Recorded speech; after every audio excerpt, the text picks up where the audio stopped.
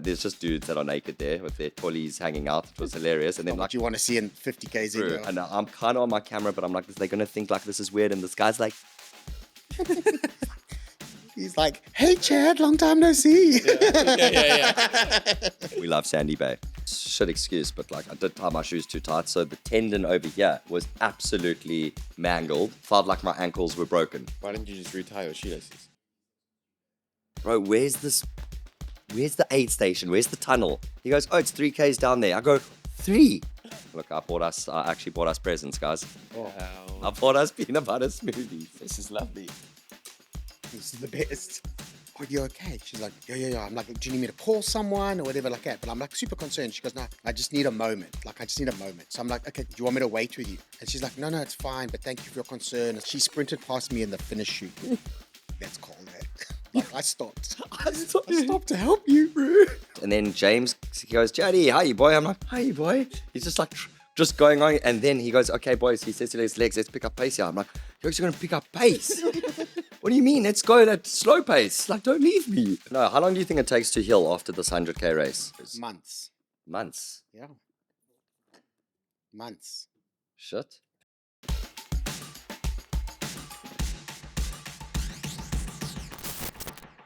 Welcome to still a placeholder title, That's So Rogue, where we talk about our experiences, our travels, and I think most importantly, our trail races. And I've brought 2 epic guests on the podcast who I'm going to let them introduce themselves. Mr. Craig Rodney. Yes. Thank you for being here, brother. It's a pleasure. Thank you. Yep. I'm Craig. Just ordinary guy who loves running trails.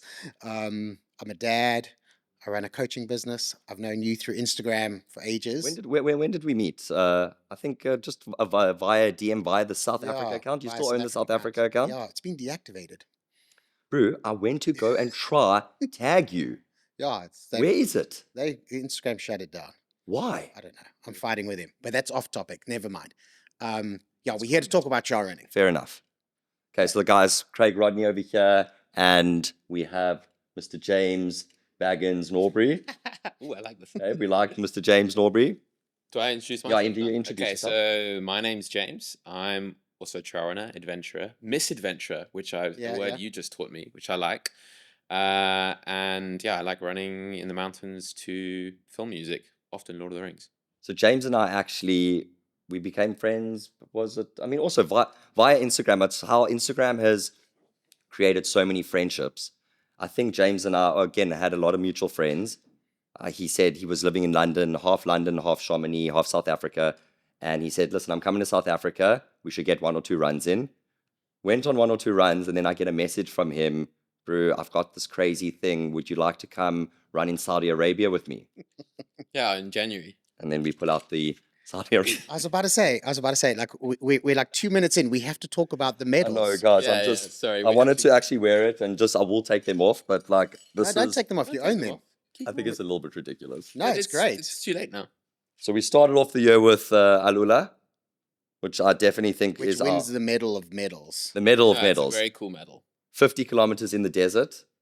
It was your second trail race, right? Yeah. No, it was my first ever. First ever ultramarathon. It was my first ever ultramarathon on trail. How and was it? I mean, bro, it was pretty cool. I just said one thing to James when we were running. James, let's just get a sub 8. This is hilarious. We got, if you can see here. Wait. Yeah, you can tell it. Let me just don't reveal the time yet. Okay. So Chad and I went into this race being like, we're not gonna send it. We're here to shoot some nice content. We're here to have a vibe. Like, so we stopped a lot. Like, we stopped and we took drone shots, and we stopped and we like interviewed people. At one point we found a couch, just like a broken couch in the middle of the desert, and we sat there and we like set up a fake podcast. Space shot. Yeah. Bro, it was people were running past. We're like, We'd, hey, come in and we'd like interview them, and then we we'd go on proper these, sat down on it and had a podcast. yeah, we'd like go on these side quests, and like, we had a really fun, chill day out.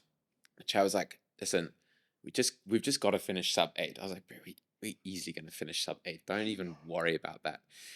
And then we start like coming in and we're hitting like the last 5K, and we're like glancing at our watches. We're like, we don't have that much time. We start like picking it up.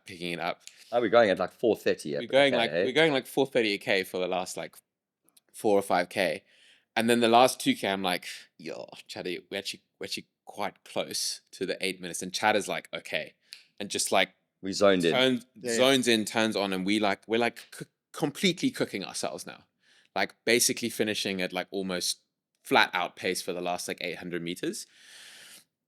Crossed the line, both fucking collapsed. Like I almost threw up. If I'm honest, it was a brutal finish, and the time was. The time was, drum roll,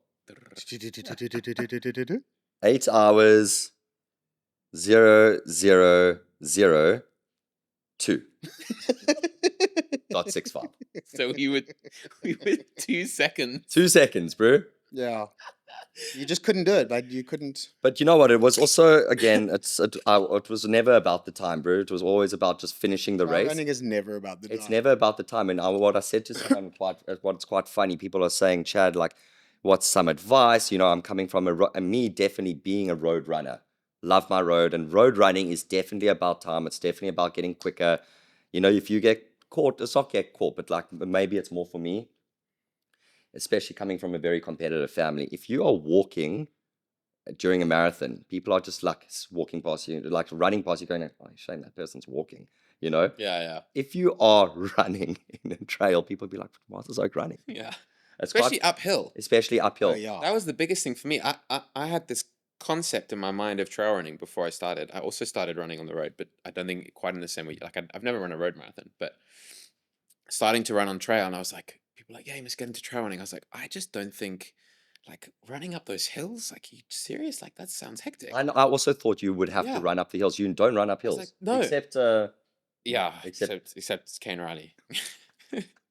So I was But you have to learn to marching run up the up blockhouse hills. climb the other day, and Cane Riley just literally jogs past me like he's on the promenade. I Yeah. was like, dude, that's not right. do the pros, I mean, they obviously also, you know, they're also doing a 100-kilometer race. Are they? And I've seen those aid stations. It's like an F1 pit stop, Yeah. eh? It's actually insane. You know, I come in, I'm making the crowd laugh. I'm saying hello to everyone, full chat, sit down. They are Yeah, and like, out. it's insane. In, out, gone. Bro, even on like the UTMB, the UTMB people are doing like 60-second I turnarounds think at when the we talk about it, then we put it down. at the aid stations now. Like they're heading into the aid stations, Yeah. and they're like 60 on UTMB, man. Quick turnaround. It's But like- they have to. It's Wait, when you were at Hout ridiculous. Bay, I came and saw you at the Hout Bay aid station, and like you were having a joel there. And Well, I listen, wasn't really in the crew, so I was letting your Ah, guys do it. I love to But I'm see sitting you. there going, you need to get him out of here.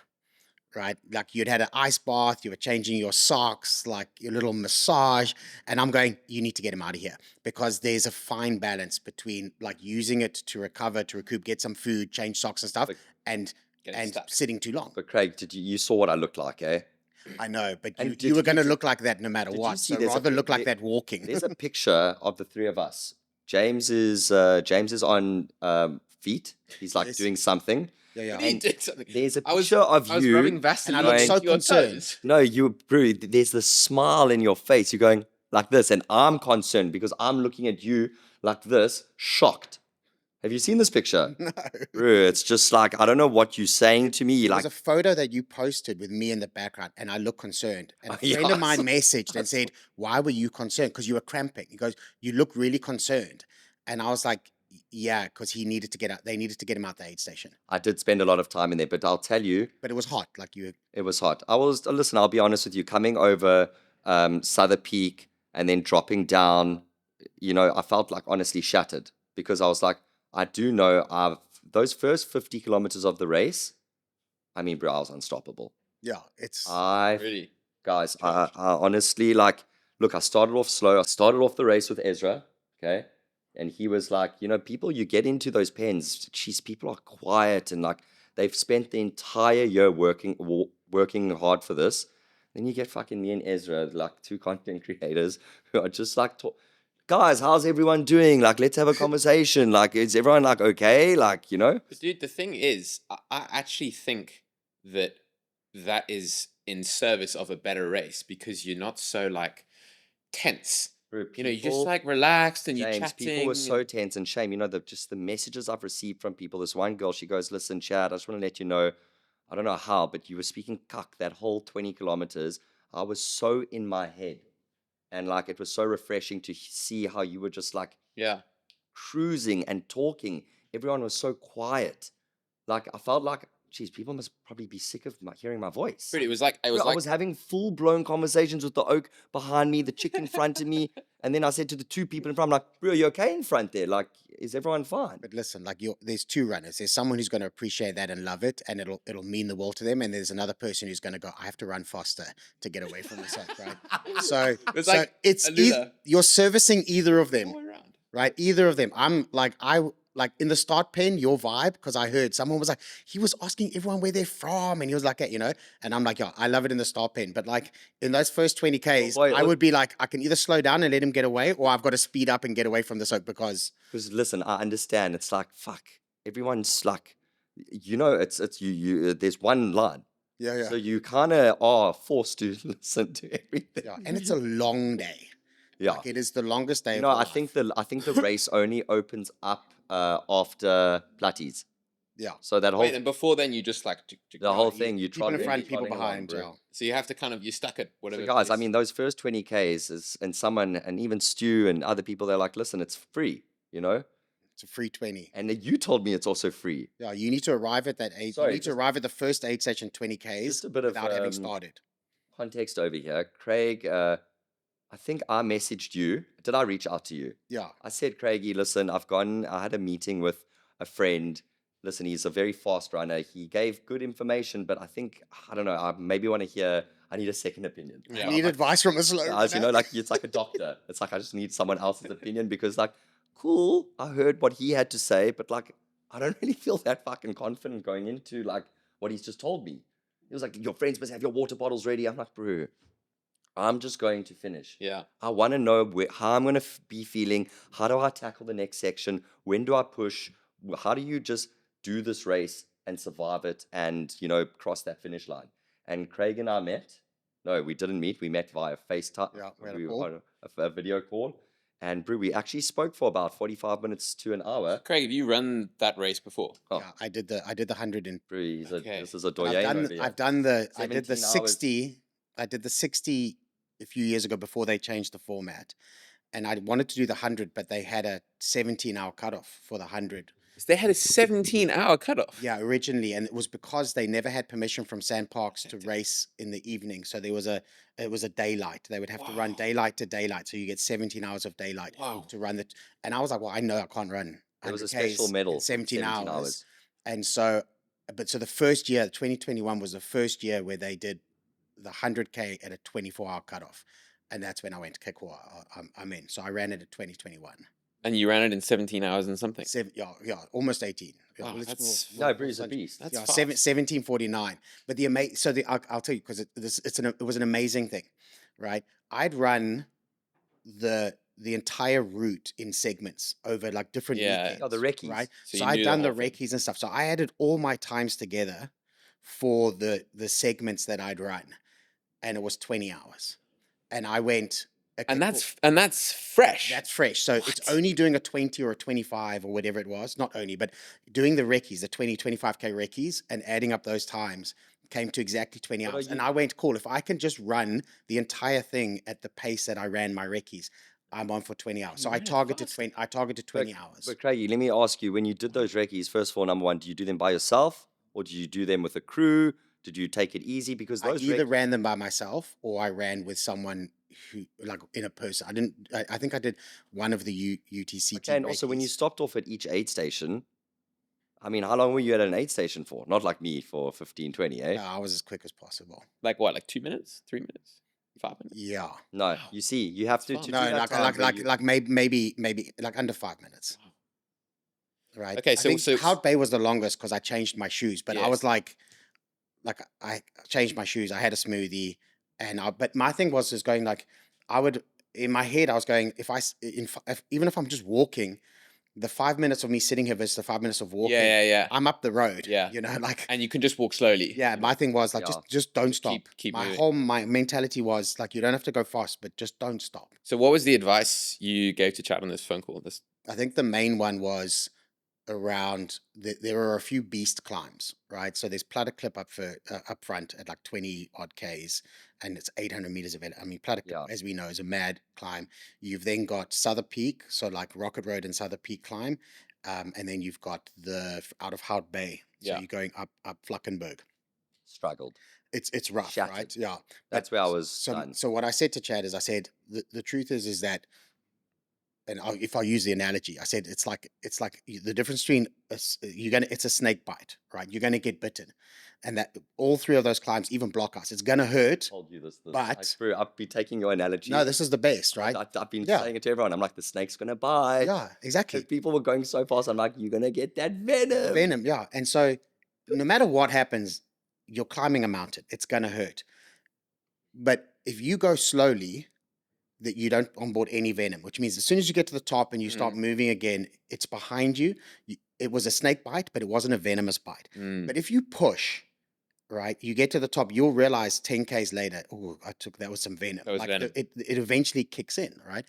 So, and this was advice I got when I ran it, was just you take those out of the equation. If you do that race and you take Platter Clip, Souther, Fluckenberg, and you take Blockhouse out of the equation, like those are the only things you're afraid of. Yeah. So if you just concede to them and you go, you've won. I'm not even going to try and beat you. Well done, Platter Clip, you win. I'm just going to go up there 10, 15 minutes slower than I normally would.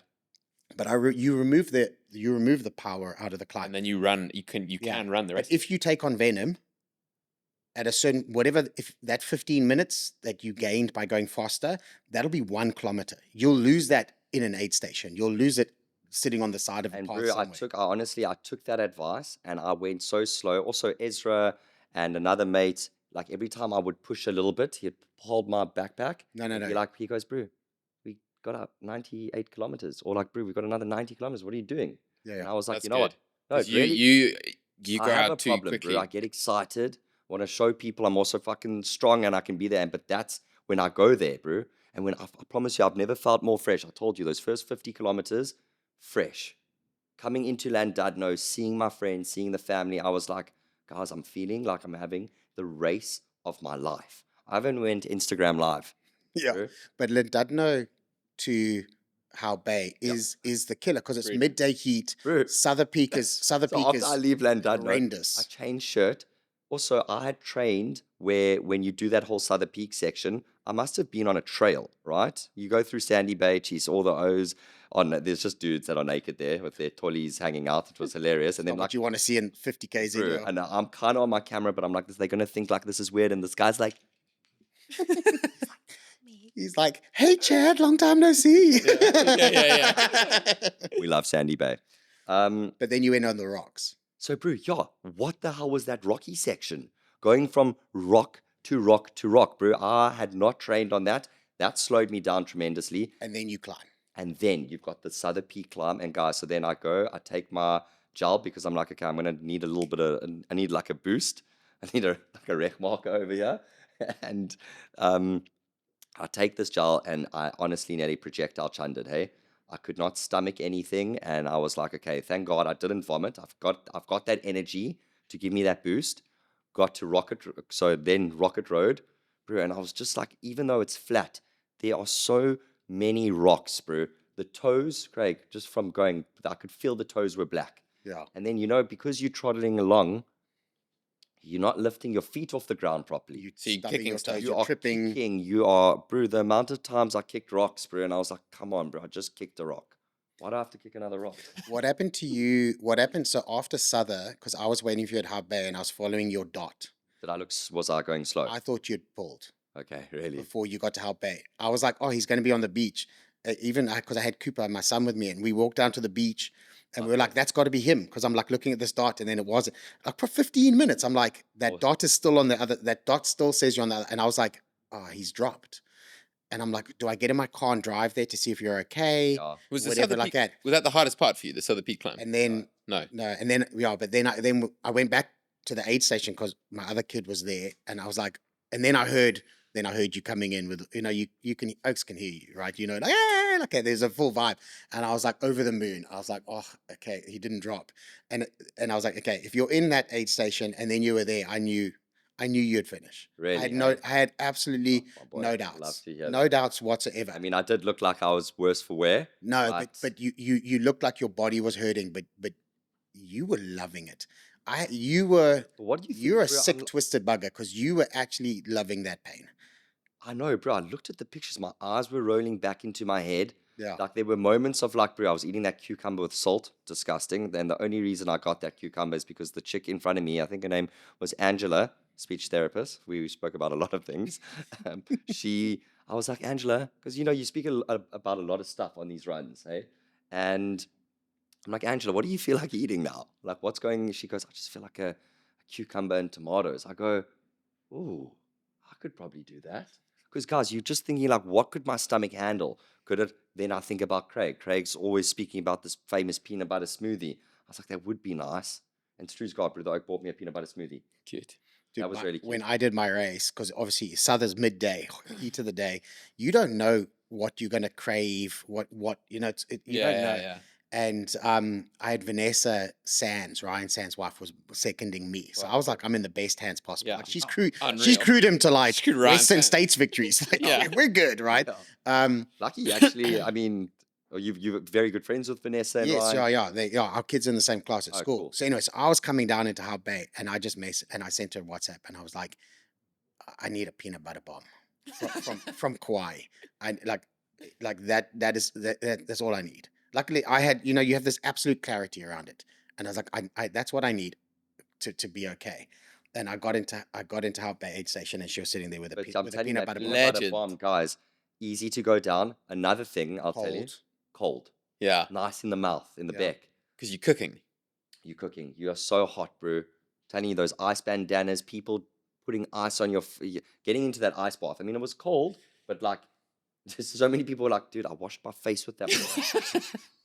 But one thing I will say is it was a very chaotic support crew.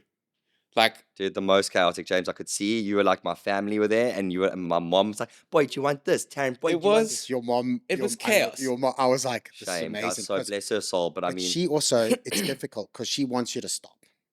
Because you Yeah, don't want she to see doesn't your want boy. you to You hurt. don't want to see your boy in pain. Yeah. Like no one wants to see that, right? shame, guys. Like which is tough. So as proud as she is of you, which I imagine she's immensely proud, your mom is equally terrified because she knows that by finishing the 100, that you're gonna step up. She knows she's like, oh no. yeah, he's gone. Do you think you could have done it without the massive crew, the support crew? Honestly, guys, and then people would also ask me, like, did you, like, you meet a lot of versions of yourself on this race, and like, did you cry? Like, what was going through your mind? And I promise you, when I got to that finish line, and I like saw people, well, I didn't see anyone actually. I was like, oh my God, like my friends, like this is the most important part. Like, I want them there for this moment. And like I see no one, then I ring the bell, and then I turn the other corner and I just see them all there. I promise you, I broke down into tears how these people stayed with me the entire day, bro. From aid station to aid station. I didn't expect it. I thought maybe, okay, I kind of made this team with this whole big support team. I'm like, you go there, bro. I didn't even know what I was talking about. How do you even schedule something like this? Where's everyone going to be? But they all decided we are going to be with us, the entire day. And I was out there for 21 hours. Yeah, I that's mean, where do insane. you find friends like this? I just felt so seen and heard and like loved by my people that It's such a boost. really It's a victory for everyone. Yeah, Like everyone true. who's supporting you, you finishing, it's a victory for them as well because they're with you. They're pushing you. They're like Bro, it was people almost know like that I was support like running matters. to go see my friends. Like that's how I Yeah. wanted to say it. Like, I would stop at that Constantia aid station. So after Shattered at Souther, right? No, coming down Souther, Hout Hout Bay. Bay. I wanna ask you about Hout Bay to Constantia. Yeah, Okay, I don't know that. But That I feel guys, was where you met yourself. this is where this is honestly, this was the darker section. I was walking with this mate, Connie or Kuni, such a lacquer dude, bro, and he was just saying, Chad, I've done this section before. I've run it. I've walked it. We are going to walk the section. You're walking and running. You're running so slowly, you might as well just power walk it. And he's a bit stronger than me, so he left. And then that's when you are literally by yourself. The wind picks up. You can start feeling the heat is because it's around 3-4ish. It's still hot, but it's manageable. But bro, that Chapman's climb, it's just going up and up and up and a bit gradual and up, and then you're kicking more rocks. And I was just like thinking to myself, like, come, like, another, I think, word of advice you gave me is like, boy, be kind to yourself. Yeah. And I think, you really do give yourself words of affirmation. And I was just like, come on, Boyke, you've got this, man. Yeah. You're And stronger than you think you are. Bro, and then I got like tears in my eyes even, bro. And like, I'd get to a rock, bro, and I'd just put my hands on the rock, and I wore the wrong clothes, bro. I'm dripping in sweat. I should have worn like running material. Instead, I wanted to look fucking cool, and I wore cotton t-shirts, bro. Crop tops, cotton t-shirts. Sweating. But bro, I got to like a rock, and then I saw this 100-miler. Wow. And geez, look, I actually bought us presents, guys. Oh. I bought us peanut butter smoothies. Time out. Amazing. No, we're not pausing. No, so carry on. So 100 miler. I ran. I get to a point, and I see this 100-miler woman. Okay, not from there. She's dying. Okay, she's on the rocks like this. She goes, and then there's another pacer over there that's helping her, and I'm just like, guys, can I help? And like, again, you see a 100-miler, and there's just like this respect. They've been out there much From longer. the night before. Yeah, you the night went out. before. It's insane. And it's weird the type of like, as a runner, you see them and you're like, they look like they like gods, bro. Yeah. They are heroes. And I look at her and I'm holding her head. I'm like, are you okay? What can I give you? She goes, I need sugar. Boom. Pull out one of my gels. I said, take this. She goes, do you not need it? I said, I can't stomach anymore. Take this. I think I gave her 2 gels. It's just insane just to see how those people, I mean, how many people started the 100-miler? About 350 or something? Really? I'm guessing, but I wouldn't imagine it's. no, listen, and around also that Craigie, number. bro, a lot of people DNF'd. Yeah, like half the field Yeah. your race. I think that 100 miler is one of the hardest 100 milers in the world. 100% hardest. Hardest. It's amazing. so, like, I've not done it, but I know people have done it, and you like, it's so, oh, this is lovely. This is the so- best. It's so hectic. Guys, I got us peanut butter smoothies from Nourished. So shout out Nourished. Thanks, Nourished. guys. This is honestly the thing that Craig bought for me at 60 kilometers. It was something that he said saved him. And I honestly, boy, seeing you there, I was so excited to see James. I messaged James on the run while I'm running. I'm like, Jamesy, if you're in Hout Bay, I'd love to see you, bro. It's like you want to see some certain faces. And bro, I did not expect to see you there. And just seeing you, I was like, fuck, yes, I love this. But I thought maybe you were there to see other people. But then you came to also chill with me and talk to me. And I was like, this is like, bro. I was crewing a friend of mine, Morgan, who unfortunately she dropped early. She wasn't well, so she dropped early. And then I was like, yeah, I wanted to spend the whole day crewing. Yeah. I was like, who else on? And Join another Chad's crew. I'm like, Chad's running, and I like went and look at the map, and I'm like, I'm not gonna go to Llandudno. I'll let you get through Llandudno because you'll be fine then. Yeah, Literally, I was like, he's gonna be fine at Llandudno. You need to be at Hout Bay, and I was like, I'll be at Hout Bay, and then I thought, you know what? I'll do the smoothie if you want it. It's there. If not, I'll eat it. And he smashed it. But you Boy, went. that thing, guys, I couldn't eat. Like, it was struggling to eat, but that smoothie went down so, like, you could see when I had it, I was like, oh, But I this is must tell exactly you, what I needed. Chad, I must tell you that you know, when you were like, but how did you run 70? How did you do a 70-49? Where my race changed when I did it was Hout Bay to Constantia. You guys, and you got, That you was like, my best section. Really? I what? ran that section. Wow. There's the steep climb that obviously you power hike, but there's the steps that go up from East Fort to whatever. I ran that. Tell you what, And from the top, when you go to where you meet the Ranger It Road, starts going a bit. it's that like douche grade uphill. You know, I like hate that. like I that. hate I douche ran. grade. I'm gonna I take ran that. that. I ran that Wait, so entire what's section. douche grade? douche grade.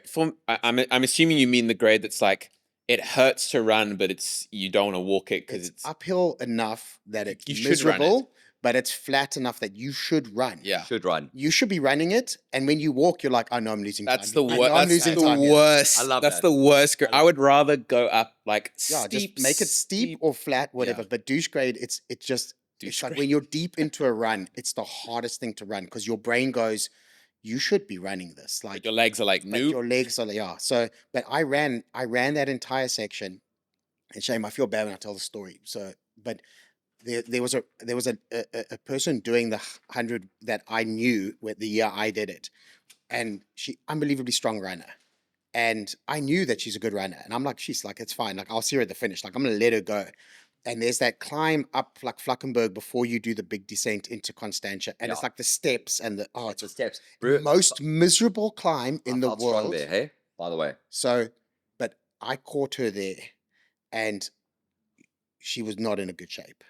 And I felt miserable. And you don't ever want to see someone struggling, especially someone that you like, that you respect, stuff. And I was like, "You're okay?" And we went together for a little bit and we were chatting. And she's like, "No, she's not having a good race," stuff, which happens. But as we were getting to the top, she's like, "Listen, don't stay with me. Like, just go. You're looking strong." And I was like, "Okay, cool, thanks." Like, you need the permission to like. Yes, of course. And then I ran, but we weren't at the top yet. I just ran. I was like, "Okay, cool," and I ran the last 100 meters as the gradient smooths out. But I ran to the top, and then I was like, "You're 70 Ks into a 100K run and you just ran it. Why?" And I was like, I was like, "This is the furthest you've ever run. This is the best you've ever felt on a run." Insane. Wow. But Shivers. it was the start. It was the start of the greatest segment of my life. Really? Yeah, because you carry this anxiety around, am I going to be able to do this? There's a tremendous amount of anxiety and like not necessarily self-doubt, but unknowingness. You don't know if you can do it. You like to think you can and stuff like that, but you don't know. So you doing it and you're anxious and there's this.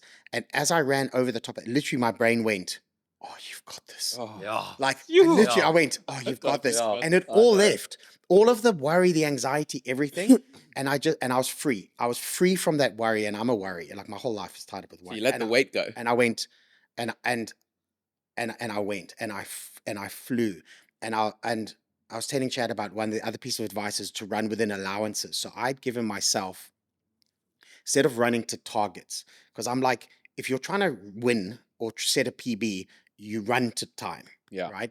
If you're trying to finish and have a good time doing it, but you got an idea in mind of what you want to do, you run to an allowance. So I wanted to do 20 hours, which is an hour every 5Ks. So I was just like, I've got an hour to do every 5Ks. The first 5Ks is super chilled. So you do the like that. first 5Ks in like 40 minutes. So I'm like, I've got 20 minutes in the bank. So So good. every 5Ks, I was I tried seeing. to. Hey, this is also Yeah. the advice he gave me. Yeah, every 5Ks you're Every like working 5Ks, out your am I like, okay, cool. And I was just I've got a little bit more in a the little bank. bit more in the bank. And then when you got Platter Clip, I was like, I've got 30 minutes in the bank. Yeah. So I just slowed down because I'm like, I'm 30 minutes ahead, just pump the brakes. And same with Souther and every climb, I was like, I've got all this time in the bank, right? But I went over, Brilliant information. eh? Brilliant. I went over Platter Clip and I felt like, you can put the handbrake down. You can freewheel into Constantia here. And it's the smoothest and the best flow I've ever had. Wow. But when I got to UCT aid station with like 10 Ks left, I went into race mode. Really? Because I was 2 hours ahead. So I was 2 hours ahead of my 20 hour target. And I got in there You're like, nah, I'm giving it horns. and my ex-wife Vanessa had to leave, so my ex-wife was crewing and she brought the kids, and my sports doctor had come to support, and I came in and I was like, hurry up, like I'm like, what, I need this, and you're delirious. Yeah. You're not making You sense. should have heard what I was saying. All I kept saying to Janesh, I'm not giving it back, and What does that even mean? and That's not giving back. I'm the not giving time. back the Oh, I'm not giving allowance, back the time. Oh my god. right? So I went. I'm not giving it I back. literally, I went from a finish. Mine. I was like, any finish I'll be happy with, which is sub 24. And when I hit that 70K mark, I'm like, I think I'm gonna do my 20 hours. Like, I'm gonna love this. But when I got to UCT, I was like, I'm going under 18. Fuck Like, yeah. I will die on this hill. I am not giving this back. Sick. And I Is pushed, he not a fucking beast? Sick. but I pushed when that is probably the fastest I've ever done the blockhouse climb in my entire life. That is Was it nuts. 90 I completely agree with you. So just to go back and prove, first of all, that is a fucking incredible insane. time, and I mean, it just gives me now. It's awoken the demon or the monster inside of me to just kind. I'm coming back, and I'm gonna take your time, bro. Mm. I mean, I need to take off 3 hours, but I think it's good. You can. Take You a break. can, I bud. need to take 3 hours off. But listen, I just want to say, going down into Constantia. Okay, yes, the Flackenberg climb was a bit hectic and everything. I also nearly missed the turn. You know when you're on that Jeep track? Yeah. Bro, I started going, You would started have going ended up down the into hill. Kai. Well, bro, I started going down the hill. I was on my phone posting an Instagram story to keep update the people. And bro, I was like, I don't remember going this far down. And then I look up and I just see the mark and I'm like, ooh, that would have been bad. Whoa. That would have been How bad. far behind was it?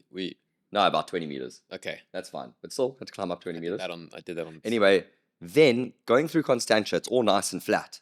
And I felt also something inside of me that I was like, kind of like, why do I feel like I went through so many, again, these versions of like, I'm dying. And then like, oh no, I've got this. Then like, sure, I feel cuck. Then like, no, I feel great. It's crazy. But then after that 70K mark, bro, and it was so cool to see on my watch that it kept going. I was like, fuck, I'm like so proud of myself. Like every kilometer, honestly, after 60 is a victory. Yeah. You've never gone this far, boy. Well fucking done. I'm proud of you. So the old school cartographers, the guys who used to do maps before they knew what the world was, they had maps of of the known world, and everything outside of that, they had HBD, which was here be dragons, right? And that's how they used to say. They say here Love be that one, here, James. here So be good. here be dragons, Little right? world. And what it is going representing we don't know what's there, right?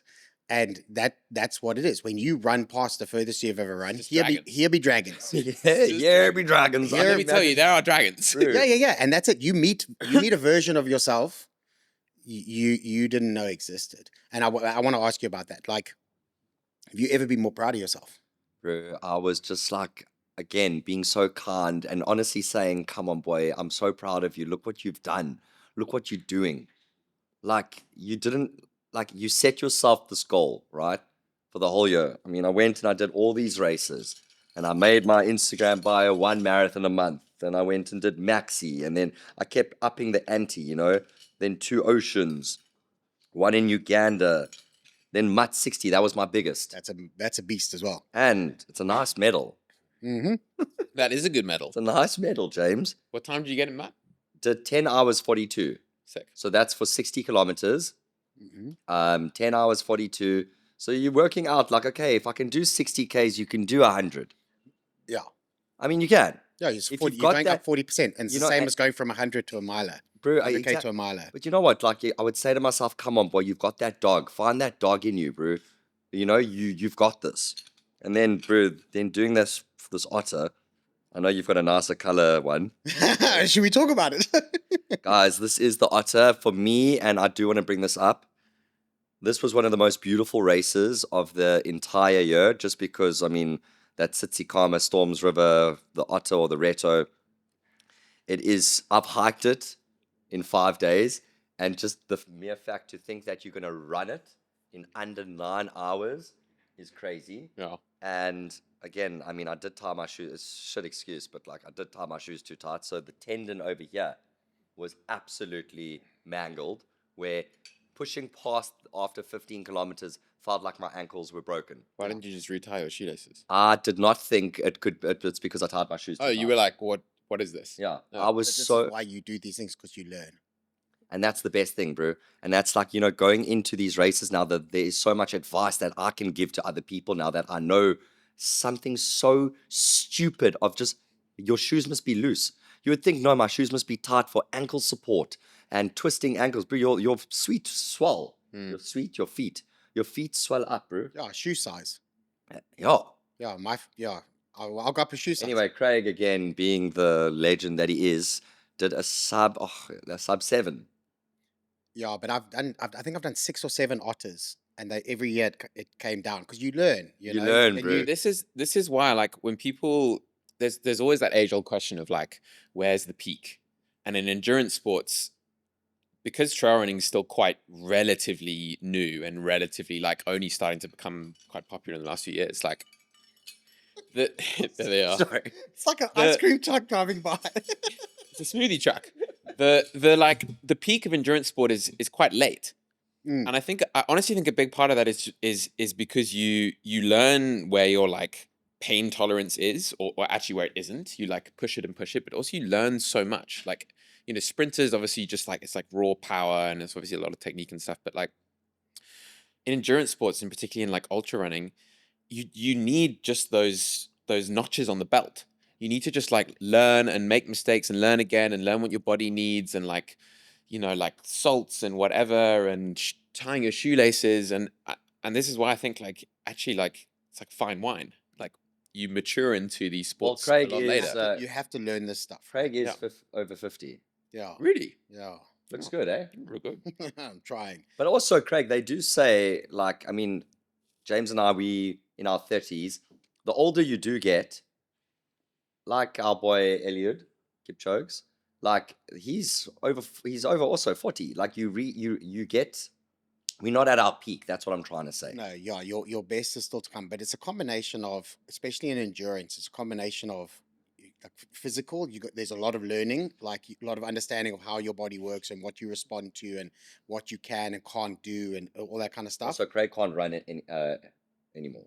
Yeah, Really? yeah. Done. I've been. Sorry, I don't I'm mean working to- up. I'm working up I a don't plan. mean to laugh. No, I'm working up a plan. No, Well, what's the plan? You're going to put cartilage into your leg? No, I the doc was like, the one doctor was like, you must call it. Like, it's time, no more running, your cartilage is gone. The other doctor was like, yeah, you can do the odd 5 or 10 Ks, it's fine. And so I went, my brain goes, so if I can do the odd 5 or 10 Ks, I can do. then I can do a no, marathon. If I but can do a so, marathon, I so can do if I 100 can do, mile. if I'm allowed to do 20 Ks a month, that means I can do like 240 in a year. Can I do it in one run? So I was so jealous. I was so jealous in Halpe. Really? Dude, when you, Well, what was you were going in through? agony, And and you were in agony, but and you I was want- like, you I am want- so jealous you of want you the, right but now. you wanted that agony, hey? Yeah, I wanted. Isn't that I fucking? was so jealous is that of the not pain. fucked up? I was so How jealous. we of how we this- look how we look for. It's not the pain that you. It's not the pain. It's the. It's the proving to yourself. Yeah. It's the affirmation to yourself that you're capable of doing unbelievably difficult things, and that it can't kill you, right? Like that you've never loved yourself more in your entire life than you do right now. Like, this is endurance running, especially trail, is an act of self-love, the highest degree, right? Yeah. When I cross that, and this is a potentially overshare. I'm not the tallest oak, and I've got short legs, and I've hated my legs my entire life, right? I'm like, oh, like, man, I wish my legs were longer. I wish I was taller, all this kind of stuff. When I got into trail running, the number of people are like, oh my God, I love your legs, right? Because They're I like, have "Thank enough you." muscle. I have enough muscle from a long leg compressed into a short leg, right? Yeah. But people are like, oh, your legs are amazing. And when I crossed I've got a photo crossing the finish line in my 100K. And my legs are like buckled, and they're like, you know what I mean? They're like I can hardly Mangled. keep myself up. And I went, yes, I'm a dick, eh? Like, look what those legs did. Yeah. Look how unbelievably capable they are. And I was pissed off when that race finished, because I was wanted more. feeling, I was so good. I was feeling so strong. I didn't want that Man. feeling to end. You know, that feeling, the feeling of being capable. I didn't want that feeling to end. Physically, like, my body was like, okay, cool, it's happy to stop. But if you had said to me, literally, if you'd been at the finish line and gone, do you want to carry on and do a miler right now? We'll just refuel. I would have said yes. I would have carried on. Dude, isn't it? So I always find it amazing and peculiar on these like long distance events how on paper, I think if you'd asked me before I got into trail running, I'd be like, okay, so you start say like 100 mile or 100K or whatever, you start a long mission, or maybe it's a multi-day mission or whatever. And your energy is going to go from here, and it's going to just like slowly decline over, you know, every mile you do, you're going to be a little bit worse for wear than the mile before.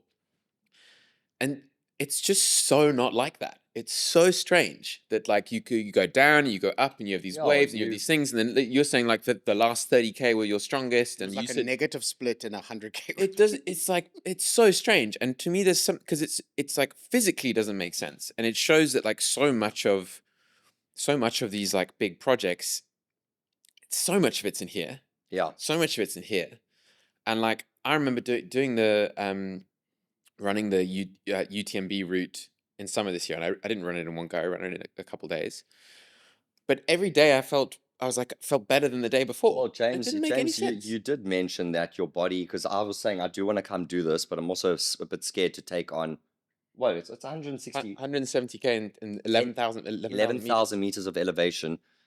You know, we all recover differently. And I think, James, you do a bit of an anomaly that with your body recovering so fast. Yeah. You know, because I've gone on those hikes and then the next day feel absolutely broken. Maybe it's because it's like you're carrying a 20-kilogram bag or something.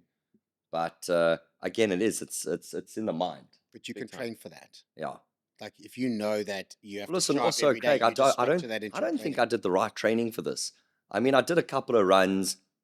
My last big run was Otter, Yeah. 40 kilometers.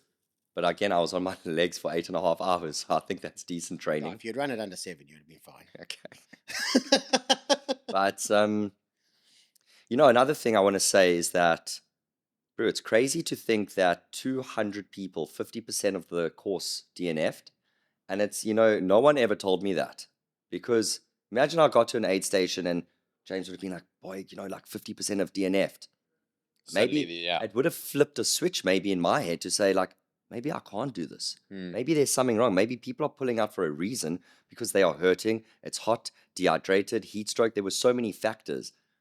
But like, no one said anything. And I only found out at the end. Well, so there's a big thing for me. This like, and I imagine, I don't know, maybe it's similar for you. When I hit like a certain point, and even in short races, even in like the 35K race, there comes a point where I'm basically just fighting with the excuse side of my brain. That's like, just slow down here. Like it's definitely way too hot. Like today's not the day, or like probably didn't drink enough water, or da da da da. And so anything else that fuels that doubt, like, oh, people have dropped out, or like, da da da. I like don't need any more ammunition for Yeah. that side of my You don't brain, wanna because get- the other side of my brain is Exactly. basically like, shut up, like, no, we're gonna be fine, like, just keep pushing, you could do this, da, da, da. And it's just this constant battle between these two hemispheres of my brain, one being like, stop. It's the angel and devil. Yeah. One saying go, Do you one have- do- saying do- stop. Do you have that same like self-doubt thing you're trying to There overcome on is. the way, or not so much? There definitely is a bit of that self doubt, but like then then I would just say to myself, come, boy, you don't know me, son. You don't know me, You don't know me, son. I keep saying that. Goggins. Guys, there is no one else out there. I started tripping out. Okay, so now I'm going into Newlands, and like people talk about the hallucinations, but I'm like, where are these hallucinations? And then, like, not really hallucinating, like how like Andy Glaze, he would see trolls. He's doing like Cocodona 250 or whatever, 240. You'd see the trolls like on the ground, and like you'd be like, wow, that looks proper tripping. Okay, me, I was running in Newlands, pitch black forest. I've got my torch on, and I'm like, okay, this is like the Newlands, that tunnel, right? With that big orange tunnel. Yeah. But bro, what I'm looking, and I'm like ready, and I start thinking I'm hearing the cowbells, and I'm starting to think like I'm hearing the people cheering, and like maybe if Max or one of the boys are on microphone, bro. I'm looking, and like it's not the tunnel, it's just the city lights, the orange city lights on the right of me. And then I always be like, okay, fine, that's not it. Let me like go on a bit further. And I'm running and I'm running, and I'm like, okay, I'm about to go through the tunnel. I'm like, dude, it's the city. What is going through my head over Oh my here? God. And also in your And brain right now, in your brain at the moment, you're like, I want to get to that 8. No, so my brain is like, bro, you tired. My brain's saying, bro, you frothing for that aid station. Obviously, you want to stop. You need your family and your support crew just to like take you in. And then I see a man just standing there, which was a bit freaky. I'm like, bro, where's the aid station? Where's the tunnel? He goes, oh, it's 3Ks down there. I go, 3. And then in my head, 3 times 10, I'm like, 30 minutes more. 400 steps. Yeah, I was brutal. fine though, bro. Guys, this is what I kept like, okay, yes, I wanted to get there. But like, I've never felt stronger in my life that I felt on this race. I've been in races where my downfall is the uphill and climbing, and people have said, and I can't. Like I'm fast on downhills, I'm fast on flat. Come uphill, I don't have that strength. But I found the strength in me that just kept me going. As you're saying, the last 30Ks were your strongest, bro. So how is your so just continuing out of Newlands, you come up, go over the So top out of of UTCT, Newlands, I and then you also got the so blockhouse you climb. didn't see me there, James. No, I didn't see that. Neither did you. But out of Newlands, I didn't look great. Okay, I looked like again eyes rolling back into my head. So this lady comes, she goes, "Would you like a blanket?" And I look, I'm like, "Oh, a dog blanket! I would love a dog blanket." Puts a dog blanket on me, and I'm just like, it was cold, eh? So then I put my jacket on, and one of the girls gave me soup. Nice. And that's a big thing I'm going to say again, guys, is that soup is easy to go down. Soup and You noodles. can make it super brothy. Like you can get so much into a soup that your body needs. Exactly. Taking down, I tried to take in like a toasted cheese, and I was just like, this is just so droog in my mouth that all I want is either another smoothie, okay, or I need like something I saw someone making Maggie 2-minute noodles at Yo. Constantia. And I say to him, like, is that Maggie? I'm like, that could go down very well. And I go, how long will it take? She goes, 2 minutes. 2 minutes. It's 2-minute noodles, Listen, Chad. you- I'm like, How long whatever- does it take? I'm like, You, sorry, you I might. cannot, you can't do maths deep into a race. You can't. You can't work out anything. You're like 4 minus 3. No, So okay, so then your blockhouse climb was strong, Strong. yeah. and then the finish, the last I running along felt- the balcony. Okay, I felt so strong on Blockhouse. And then I'm also going to tell you a quick funny story. There was this guy, his name's Jake. He's a Bali, right? He's your age. And Jake goes to me, bro. He goes, you that Jewish guy. I'm also Jewish. You ginger, right? Ginger with a GoPro. I go, yeah, that's me. He goes, oh, I'm gonna fuck you up today, bro. I go, oh, okay. But he definitely did look like he was gonna fuck me up. He looked like a proper runner. So Wait, where is this? this is at the pen. This is at the start. Oh, this is the start. Oh, okay, okay. okay. And he goes, what's your goal time? I go, I just want to be one place. And I just don't know this like from bar soap. I go, I just want to be one place in front of you. Guys, it's true as God. It's the fucking finish. We going. I don't even know it's him, bro. I don't even care if it's him. Didn't even think about him on my entire race, okay? And I'm just looking at my watch. My watch is saying 20 hours, 59 minutes. I just want it to be 21 hours on the dot. So now I am booming down that section there by Gardens, eh? Yeah. I found this energy. I'm going at 5.5 minutes a K. Oh, you At 99, at 100 kilometers. I'm in running pitch at- black. In pitch black. My torch is dead. Or no, it's just I had to swap torches. I'm running at 5.5 minutes a K, and I've just done 100 kilometers. I'm like, I am a fucking legend. I'm a fucking beast. I am. Who am I? And then I run past. Don't even know it's him. Ring the bell. Have breakdown in tears. See my friends. And proper, guys, a minute later. No this way. guy comes past. He goes, I can't believe it. I fucking. And then, guys. That's straight- And hilarious. then my friends are all like trying to like give me the love and everything. And this oak Jake, legend that he is. I mean, bro, we love him. He's like going, Chad. I'm like, looking at my friend, like, what? He goes, bro, my Strava died. Can you just add me to your run? I'm like, bro, we'll do it later. Yeah, later. DM me, bud. DM me. Bro, I've just run 101 kilometers. He's like, Dude, "Why don't you add me to the Strava?" When I did my race, I got to the top of the blockhouse climb, and it was like fog, like proper fog. and Really? that, yeah, Oh, so bro, you it was very, can't see anything. very windy, hey? There was a lady sitting down there by the cannons, sitting having a cry. Mm. So I see the headlamp having a little cry. I'm like, "Are you okay?" She's like, yeah. I'm like, "Do you need me to call someone or whatever like that?" But I'm like super concerned. She goes, "No, I just need a moment. Like I just need a moment." So I'm like, "Okay, do you want me to wait with you?" And she's like, no, it's fine, but thank you for your concern and stuff like that. I'm like, no worries. And I carry on. She sprinted past me in the finish shoot. Wow. I'm like, that's cold, eh? Like I stopped. I I stopped to help you. And you sprinted past me in the finish No shoot. mercy. No Well, No mercy. mercy. It would have been nice if you had a moment, you hold hands or something. Just like no mercy. yeah, like she was a killer. I actually have so much respect for her. I don't know who she is. Oh, I love that. But I'm like, I absolutely Oh, love that. Like, hopefully so much respect. hopefully she's watching this right now, No, Craig. If there's anything you'd like to say. Okay, I have a question for you. Mm. So, you've done the 100K, finished the year, strong year. Mm. What are like the what are like the most important lessons you've learned in terms of like purely like trail running? If you were to repeat this year, or you repeat 100K or whatever, like what are the like key lessons you've learned from the races this year? Because I just want to remind everyone watching this, almost exactly a year ago, you ran your first trail race, which was UTCT 35K race Cheers, we did boy. together. And I also had you there. And you'd never run a trail race before, I know. and you got ruined. Did you by any chance see what I looked like at that 35K? No. Dude, he crossed. I mean, we'd done a few runs on trail, and it's actually quite funny in that. Go for it. So Chad is like, I'm like, bro, I'm gonna go out the day before, and I'm gonna leave a little, because sometimes they have water at the top of Platter Clip, but No, sometimes they you were don't. going to go out. Yeah, I was so sometimes they have these water containers at the top of Platter Clip, sometimes they don't. I was like, I'm gonna leave a little water bottle just behind a bush at the top of Platter Clip. Chad's like, please will you leave one for me? I was like, okay, well, I must make sure I tell you where it is. He's like, no, you don't need to tell me where it is. I'll be with you. And I'm like, bro, I don't know if you. And my other I was like, best I don't friend. know. I didn't really know James that well. I know think you I think we had well. gone on like one Lion's Head loop. I was like, oh, whatever. He's a runner. I'm a little bit taller than him. Didn't know he's a fucking beast at running. Chad, never on a trail race, goes out the blocks cooking. Out of the start bit, because obviously you start you're running along the road.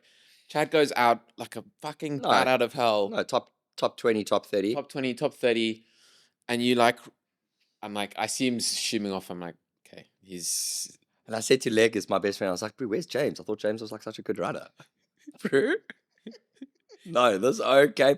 When I hit after those hills and then you get to Kloof Neck, bro, I felt like there was blood. Like when you are breathing, but you're breathing out blood. You know that when you, or maybe you smoked, I don't know if you smoke, I also don't, Discovery. 100 cigarettes, okay, and you've just got like these lungs that are just... something needs to come out. Bro, something needs to come out. And then James goes, Jaddy, hi, boy. I'm like, hi, boy. He's just like, just going on. And then he goes, okay, boys, he says to his legs, let's pick up pace here. I'm like, you're just going to pick up pace? What do you mean? Let's go at slow pace. Like, don't leave me.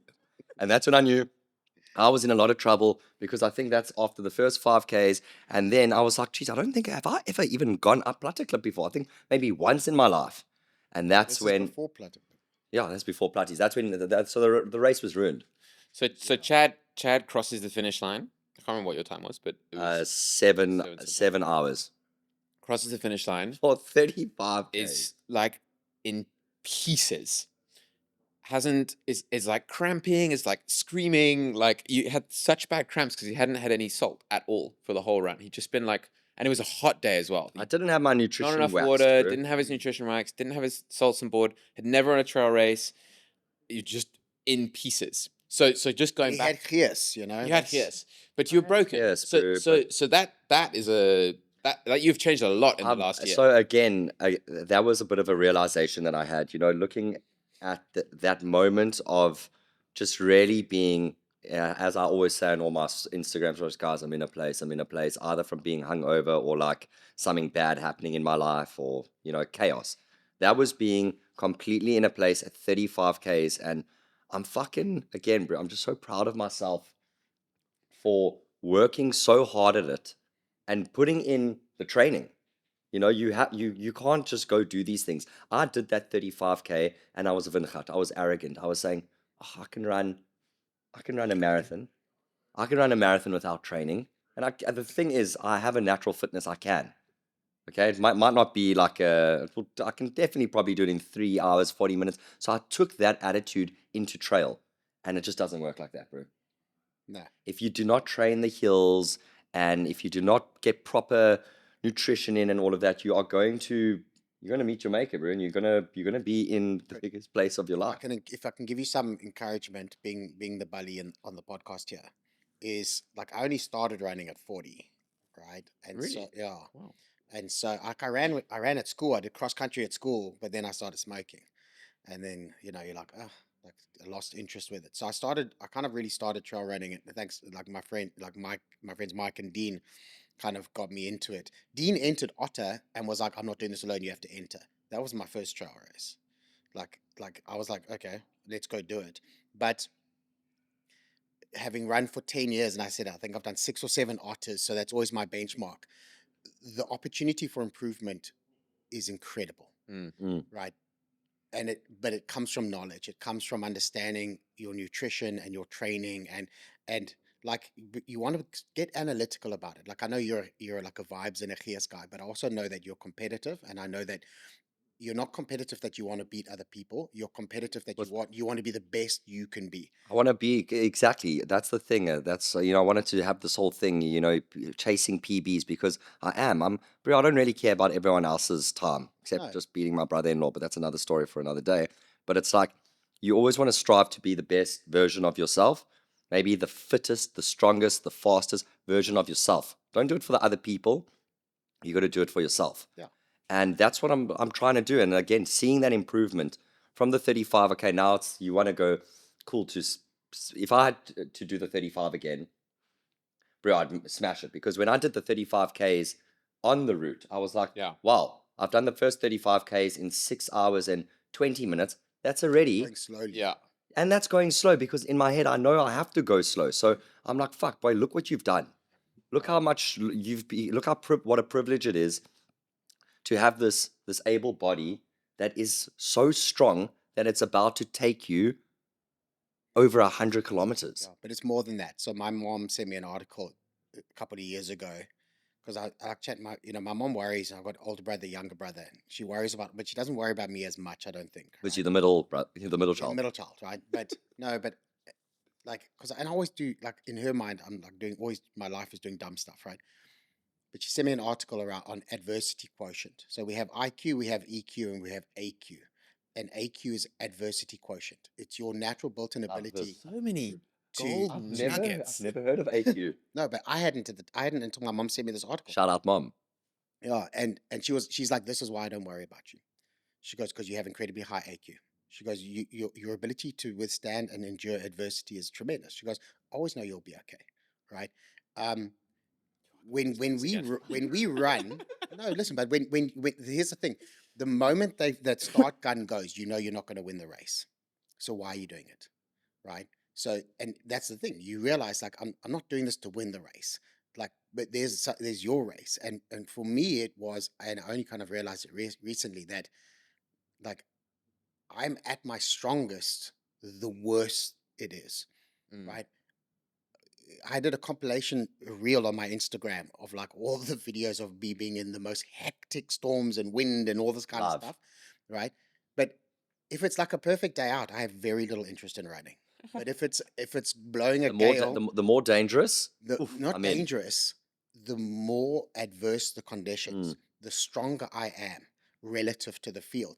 The deeper into a race it gets, the stronger I am relative to the field, right? So my strength is when it's difficult. And so in order to feel strong, it has to be difficult. Sounds a bit, I don't know if that makes sense. It makes complete But sense. like I love the fact, I love feeling strong. I think every human being, it's a good to feel that you're strong and you want to be fit and in shape and etc. etc.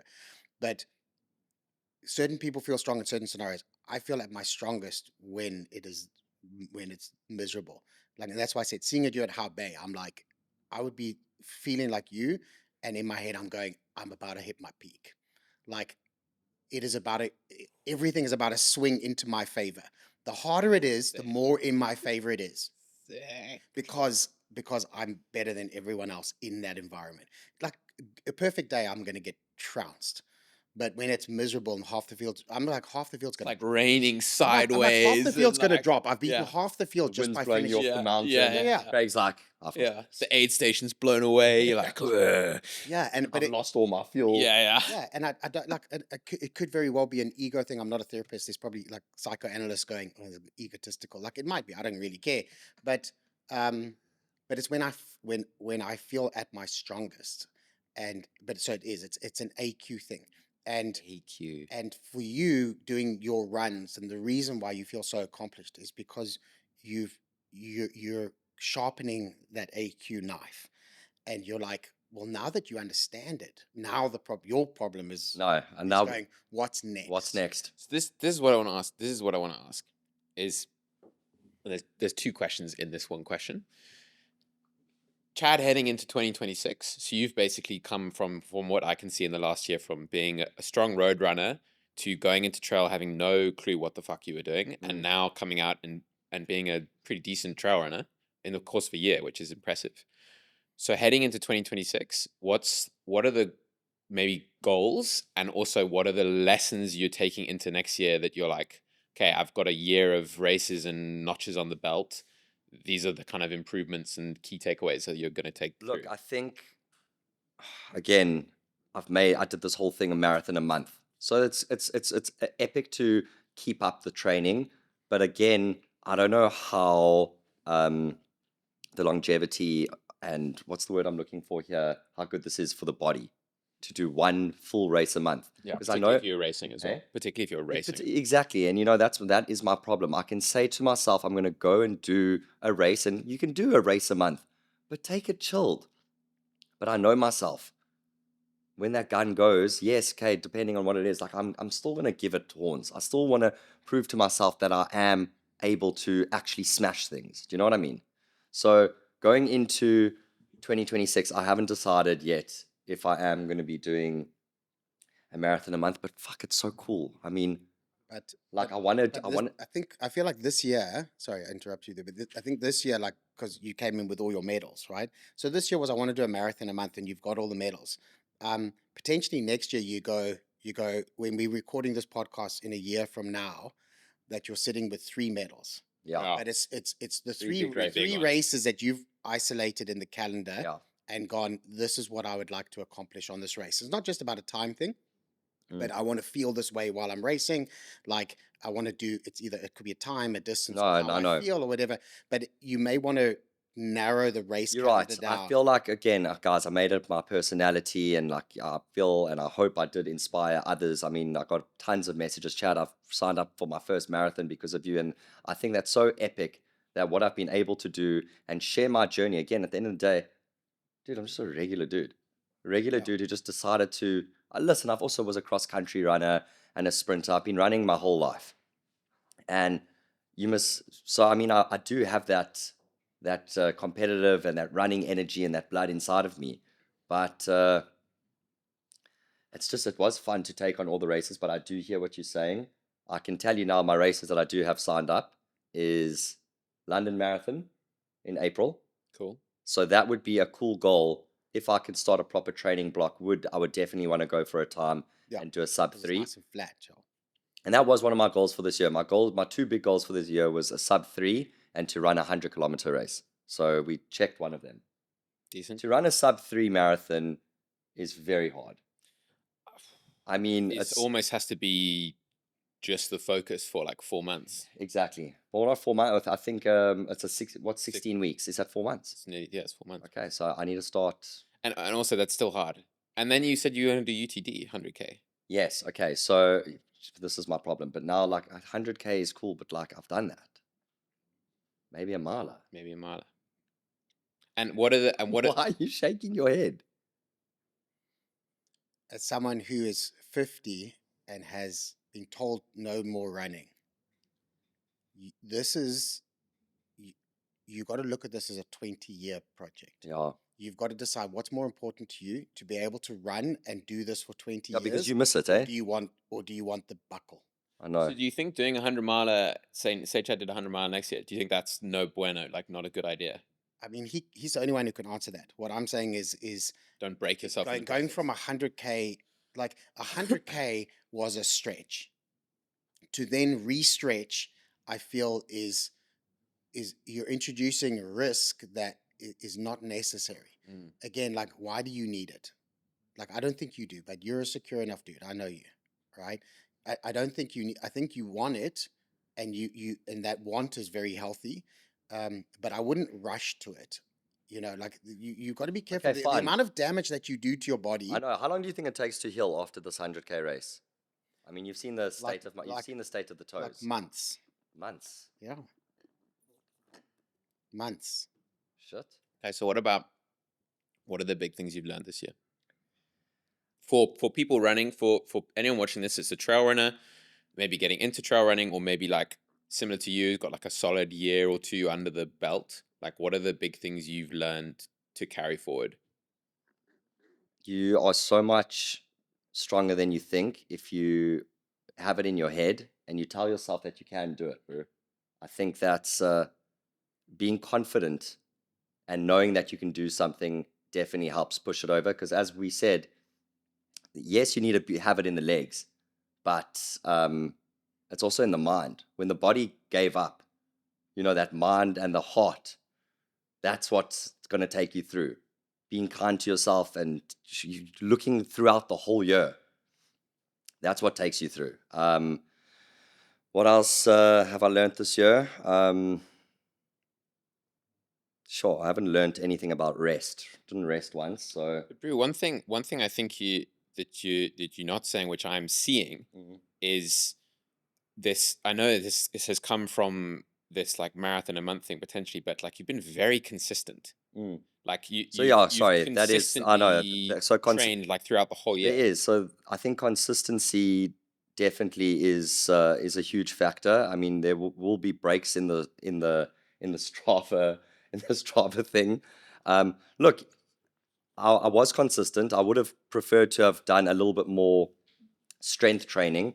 I think people always just kind of forget about the strength and forgetting about working all those muscles. How many Ks have you ran this year? I'm looking now. I think 2,400. So in 2021, when I stood at the start line of the 100K, I'd done 500 Ks in total for the whole year. What? Yeah, you see, but Brew, you also maybe I'd done so much gym, so much strength, there we go. and stability and mobility. So Yeah. mobility, stability, and strength. So you've done, Brew, you've done 2,085 kilometers this year. 43,300. That's 4 years for me. 43,359 meters of elevation. That's Out of interest, go check yours. Okay. The other thing you've learned, just while James is looking at that, the other thing you've learned this year is how many people you have in your corner who want you to succeed. I know. Brew, you've done 60K more than me this year. But love I've that. done So 30,000 meters more. 30,000 meters more. Yeah. That is 60. I gotta Craig, that is a big thing, bro. You go through life and people are busy, friends are getting married, friends have babies, and I'm single and I'm still kind of feel like a rock star and just going on with my life. And then you kind of feel like your friends like cool, like they don't have that much time for you. And then it is like really sad, and it's like, fuck, okay, maybe that's how life goes. Maybe I've got more time, I work for myself, my life is a little bit like different to most people's lives. And again, seeing the amount of support on that day, I was like, fuck, these are my people, and especially those people that showed up, But also, there's people who can't show up because they have kids. No, and no, other shit going on. But I know, there's but a lot of people in your corner that want you to a succeed. lot of people. And then you know what? It's all these people that follow me on Instagram. I know this also just sounds like it's stupid, but like there's all those DMs and those messages. I read all of them. Yeah. And they're so heartwarming, and they just like what I've done for people.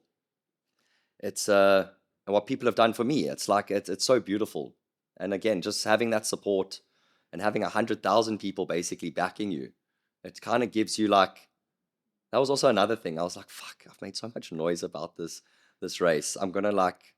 You have to do it. I have to do it. Nah. I'm just saying it would be cuck to. I won't take this off. We'll keep this one on for a while. And what about like? I know we haven't got long left. What about like to the why behind it, and like to people that maybe haven't got into this sport or haven't got into this endurance space? Like, what's the why? What is the why? I mean, you should always strive to be how we spoke about this, the strongest. I want to always be the strongest version of myself, and like, again, what a privilege it is, and what I would say a luxury it is to spend time in the mountains where our bodies are able to take us there. Guys, for 21 hours I was in the mountains. I've got the privilege to be out there. Not many people have that. And I think, I would love to just tell people, and after I've meeting people, I went to an event last night and I was shooting. They're like, bro, you ran that 100K, like all these random people. And like the first thing I'm like, bro, you got to do it. I mean, and I know that sounds, or whatever your version of something. you Yeah, got to, really well, good, and that's, yeah. and it's, guys, it's something that I live by. I'm like, do hard things. Yeah. They'll make you, they'll break you. You know, But, you but, talk, yeah, but you'll find that version that you're looking for of yourself. Do you know what I mean? yeah.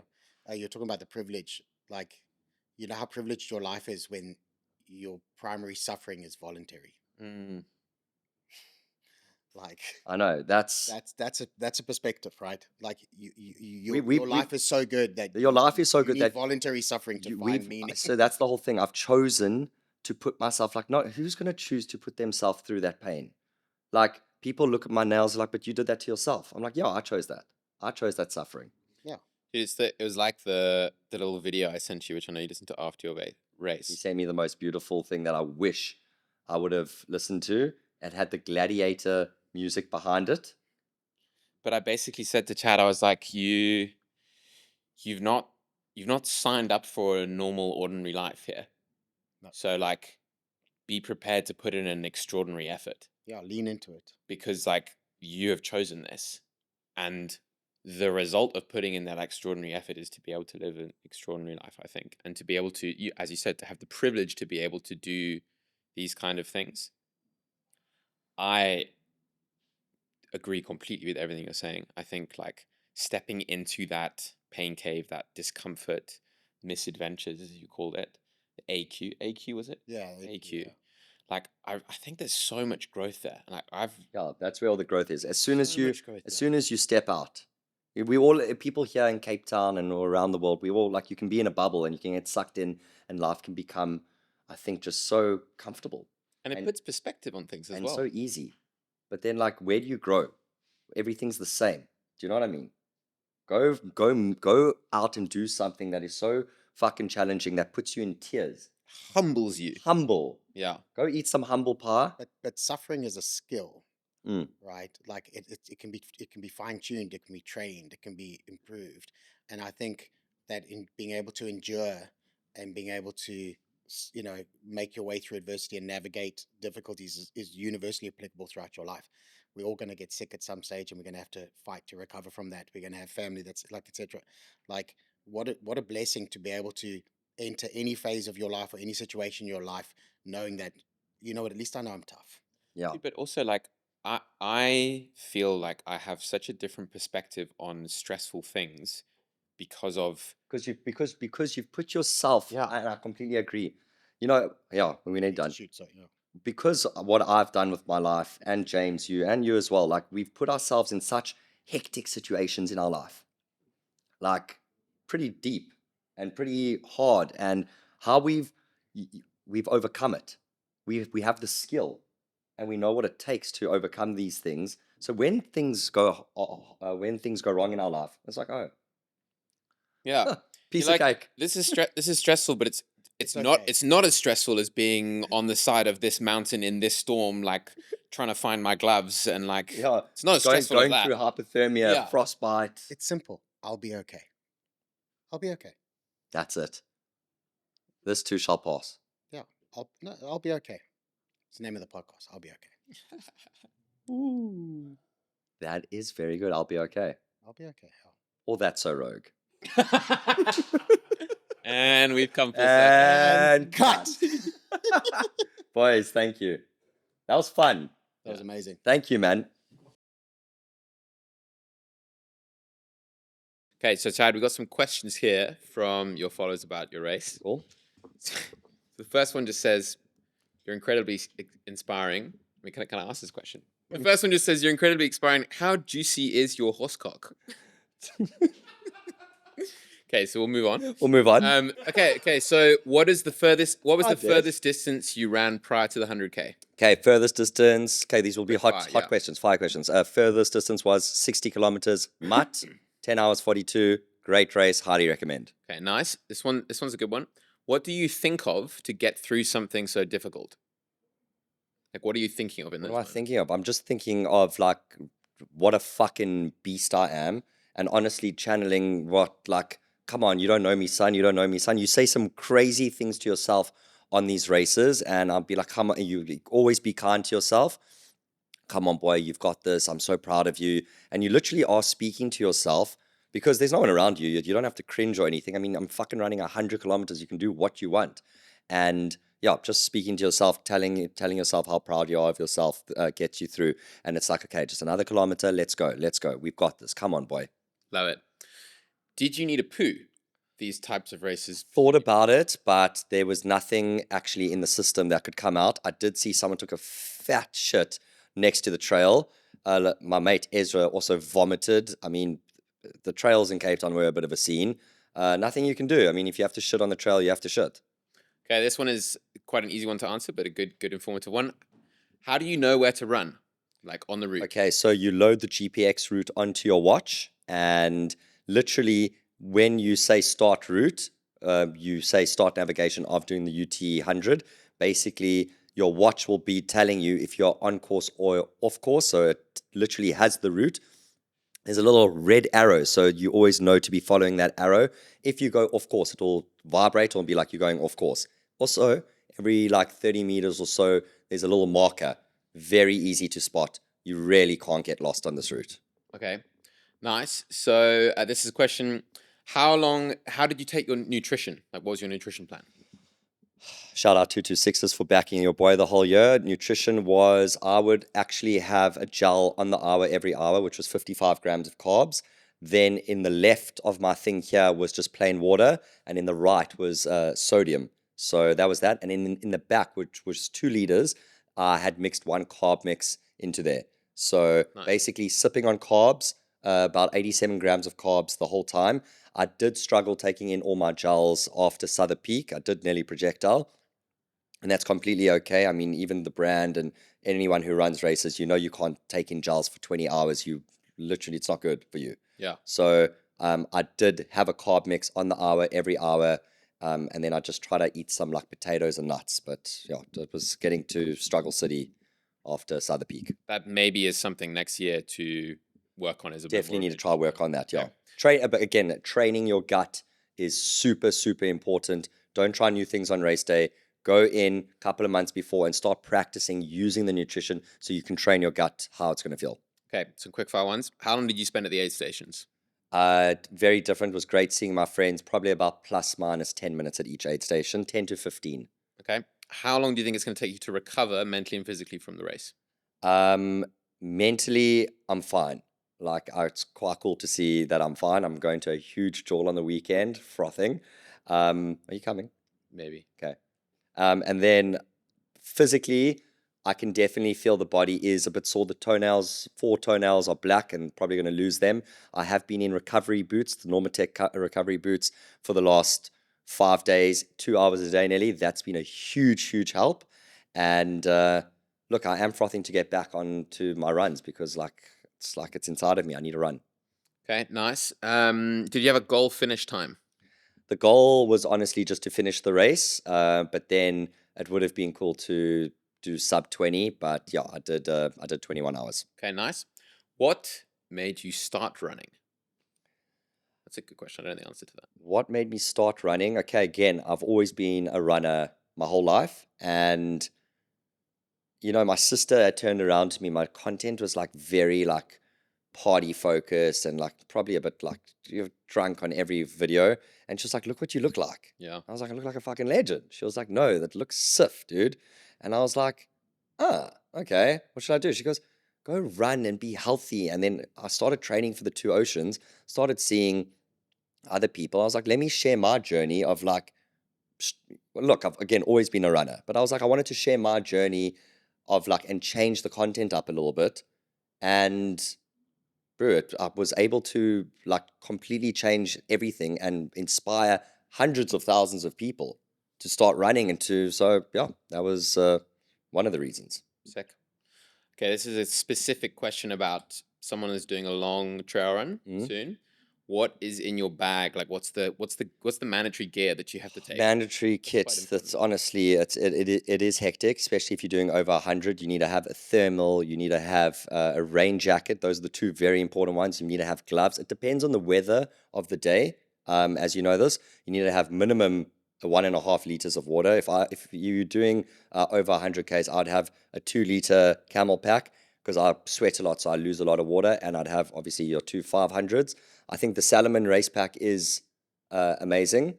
That's not hashtag sponsored, but if Salomon is watching this, like, Please. please. But yeah, again, you would have to have long pants. It all depends on the day. And it is a bit annoying that you have to run with it and it's such a boiling hot day. But if you don't run with it, you can get 30-minute to 45-minute penalties, which is not cool. Okay. If you were to run the race again, what would you do differently?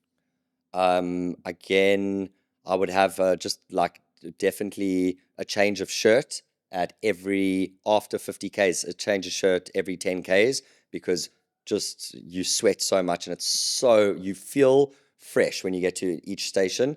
Also, I would put on a fresh pair of socks at each place. I would definitely, the support was amazing. The more the better. It's so cool having your friends be in your corner, watch you come through. And then another thing, eating soup definitely at the stations would have been an easier thing to take in, and more peanut butter smoothies. Okay, nice. There's a lot of people here, that, by the way, that I'm skipping over. They're just saying like, "Fucking well done. You've inspired me to start running." Like some wonderful comments here.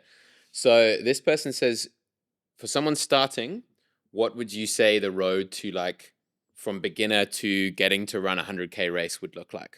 Listen, it is doable. I did it in 1 year, which is actually insane to But think. you had a running background as well. I had a running background, but I think if you honestly do channel and find that inner beast that you have inside yourself, you can do it. You need to be consistent with the training. You need to put in the strength work. But again, it's also all about recovery. It's about doing, and again, as Craig mentioned, it's about mobility. It's all these factors, they all play into each other. That's very important.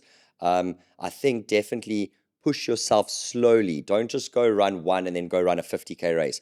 Push yourself, start with 5K Lion's Head loop, then start with 12Ks missing link. Yeah. You know, not one day after each other, just like go slowly, build that consistency. You can't go from zero to hero, because then you are going to get injured. And once you're injured, then you can't run, and then that sucks. And something I would add to that actually is just going what you're saying is like, I actually think one of the biggest problems people have is they overtrain. Yeah.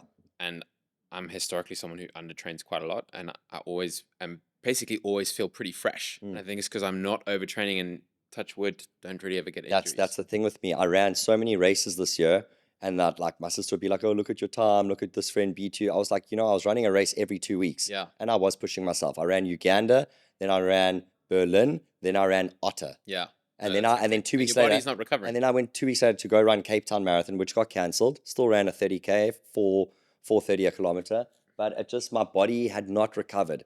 One thing about going into this 100, for a week before, I had done maybe, if you go look at my Strava, 15 kilometers max. And that's the thing. I mean, my watch didn't say peaking, which would have been nice, but yeah, you just need to let your body recover, and again, go slowly over there. And geez, good luck on that journey. It's beautiful. Okay, 2 more questions. So one is, you were out there last year. What are your thoughts on the cancellation of the 35K? I mean, bro, I can actually just let you answer that one. I didn't run it, but James ran the 35K and fucking smashed it. Came second out of 6 people, because everyone got pulled off the course. Okay, yeah, well, James, I'll you answer that. I answer. mean, my answer to that question is, I think it was a very sensible decision to cancel the race. It was super, super windy up the mountain. And also you've got to consider that the race organization has to look after the safety of there was 400 people running the 35K race. That is a range from some top elite runners who are running in the mountains. To people who every have never single day. been on Table Mountain. To people who have never been on Table Mountain, maybe it's like their first ever trail race. Would not be safe to have 400 people up there on these exposed sections of the mountain. So I think it was a right call to cancel the race. I did go and run the race anyway, but that is coming from a place of someone who runs on the mountain every day. And then assess the James, conditions also for just myself. give a little bit of context here. Yes, the race entries were expensive, and it does suck. You got a T-shirt. Yeah, and You got to experience the start, and there's nothing you can do about the weather. but These also these are the mountains. you got to respect the mountains. You're playing by a different set of rules here. It's like you've got to accept that when you sign up to a race that is out in the elements and in mountainous environments, your safety's got to come first. And that's I think it's a shame that it got cancelled, of course, but it was the right decision. And people must accept that when they sign up to one of those races, like the money's gone. The money's Gone, like, dude. They had to put the money into all of. it's not like UTCT No, or a huge organization. Okay, so last question. Would you consider the miler? Oh, dude, 1,000%. I mean, Craig gave me a bit of a fright over there sitting in the chair. He just shook his head, and I was like, well, what do you mean? That's the next thing. And I was just like, I will do the miler. I think, listen, Leggy's doing the 100 UTD, but then Africa Burn is like the next day. So We could go out and run 100K. I think we should do 13 peaks soon. Oh, I in. think we should go do 13 peaks. Well, I mean, yes, Yeah, 100% that would be in. sick. I'd be really keen to do that. Would you? Yeah, for sure. Let's do 13 peaks. Let's raise money for charity. Maybe we could do it in December, or is that too soon? No, I it's mean, too soon probably. I mean, it could be a bit too soon for fair. me, It's a bit too soon. but that would be a big vibe to do. Yeah, it would be cool. Jamesy, Cheers, brother. Good Love chat. There that's goes fine. Break my phone. Nice. This was fun. Okay, that was cool. Beautiful. That's a wrap. Sick.